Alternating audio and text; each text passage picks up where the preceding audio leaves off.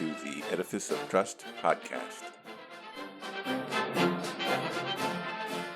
The Edifice of Trust podcast is a thoughtful discussion of today's current events from the perspective of America's founding principles. Welcome. From heart-pumping music to head-thumping commentary. An article in La Prensa Gráfica of El Salvador, Voceros de Bukele denuncian bloqueo en la transición, caught my attention the other day. The spokesman of Salvadoran President-elect Nayib Bukele were complaining that their efforts to create a smooth transition prior to his inauguration were being stymied by party members of the leftist FMLN, Frente Farabundo Marte para la Liberación Nacional. The outgoing administration of Salvador Sánchez Serén is resisting Bukele's new party's request to have him take the oath of office in a public square and have countered with an offer to hold the ceremony in the, quote, blue salon. Further, they contend that the FMLN is trying to pack ministries and government unions with party adherents and relatives. This comes on top of the scandal of Alba Petróleos and its affiliates.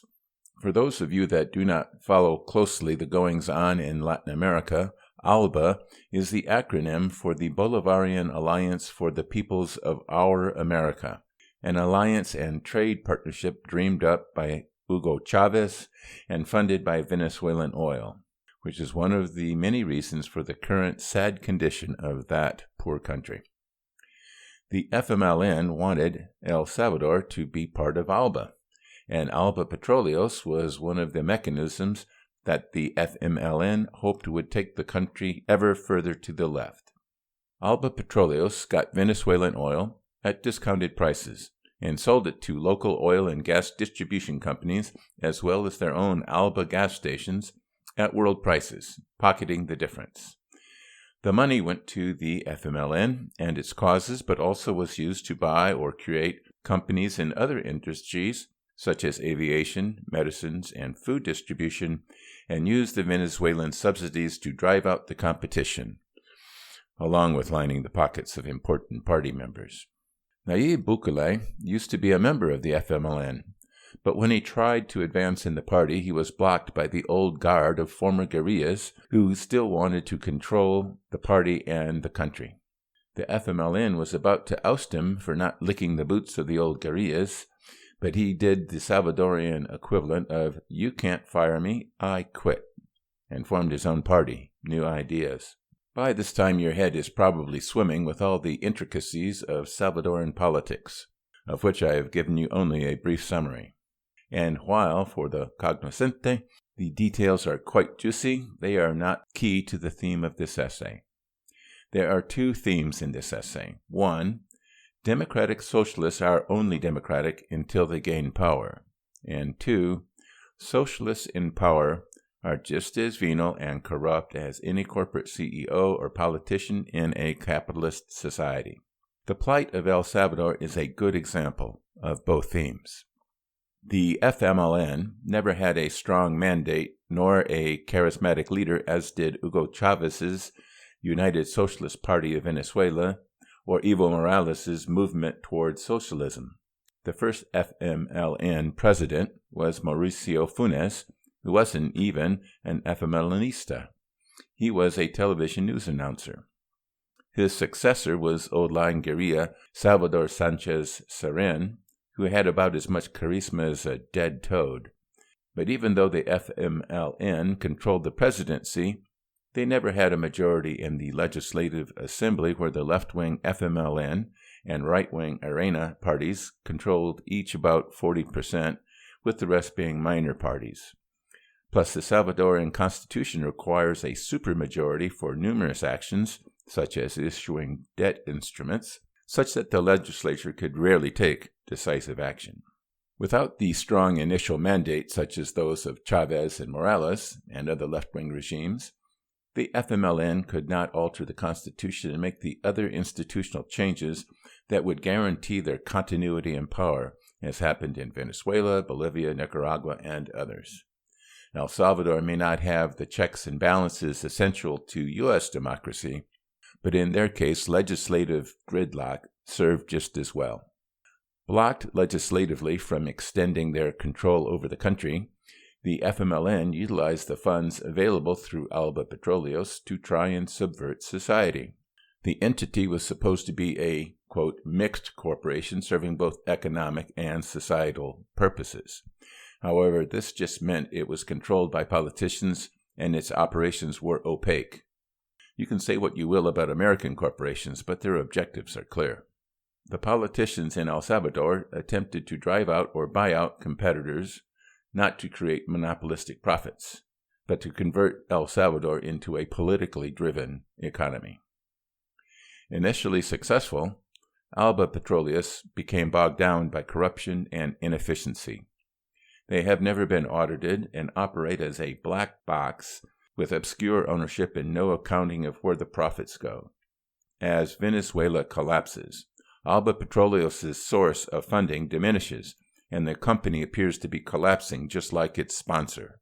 And the unaudited black box Alba Petroleos is rife with corruption, and the company and its leaders sanctioned by the U.S. Treasury Department for money laundering and other crimes, along with its sponsor, the Venezuelan PDVSA, and its Nicaraguan sister company, Albanesa. Albanesa's corrupt proceeds are funneled directly to Nicaraguan President Daniel Ortega, making the former communist the richest man in the country.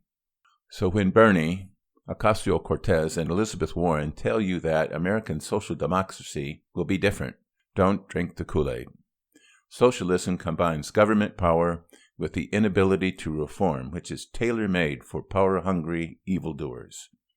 Mauricio Funes, hiding out in Nicaragua, is already being investigated for stealing $351 million from the government, and I believe that the administration of Salvador Sanchez Serén will be equally tainted. The FMLN failed to establish socialism in El Salvador because their oil-based sugar daddy is, itself, collapsing.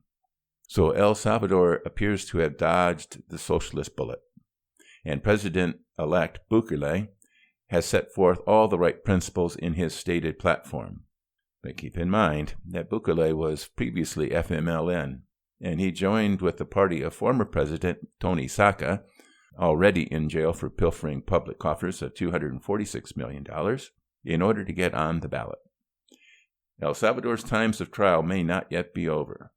We will just have to wait and see. And now for a brief message.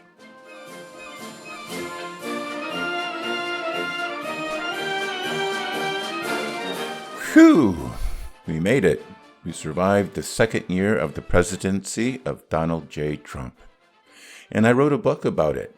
2018, Surviving Trump, documents many of the trials and tribulations that we faced during 2018 and analyzes their importance from the perspective of America's founding principles. Available on the internet at Amazon and Barnes & Noble as well as other retailers.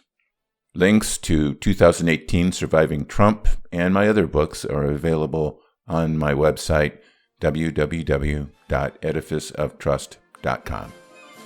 Thanks.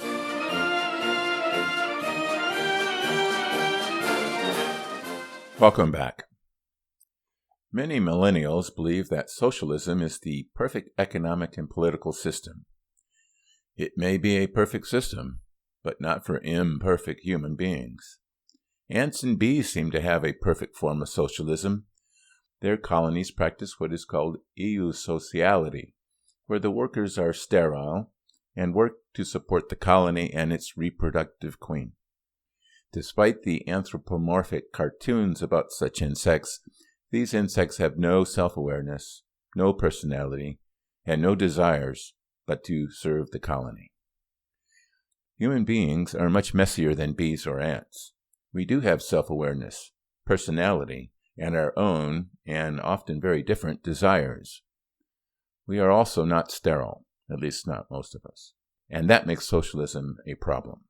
Socialism is not a particularly good economic or political system. The goal of a socialist system is not the production of goods or the freedom of the individual. Its primary goal is equality, and so economic activity and freedom must be sacrificed to the goal of equality. The goal of communism, according to Marx, is not only the elimination of exploitation of the worker, but the elimination of property. But what is the motivation to work if you have nothing you can call your own? Not what you produce, not your home, not even the clothes on your back. Nothing. You work only for the colony. Whoops, I mean the state, and the people living in the state. That is what they mean when they say, from each according to their ability, to each according to their needs. But human beings aren't made that way.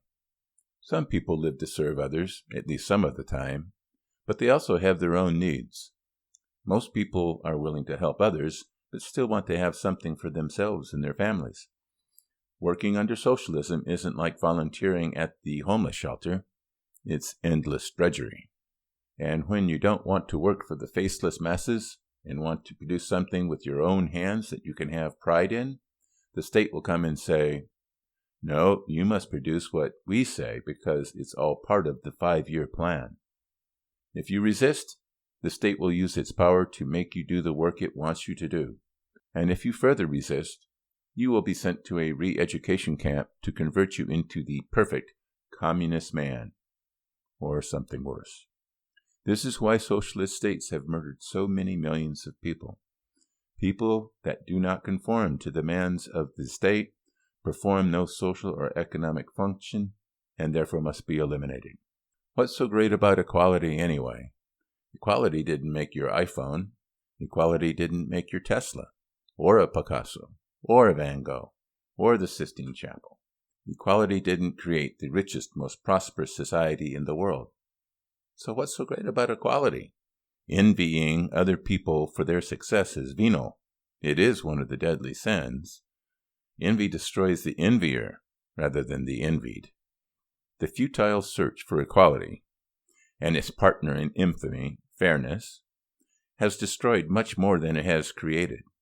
That is why socialism is doomed to fail, after much death and misery. Thank you.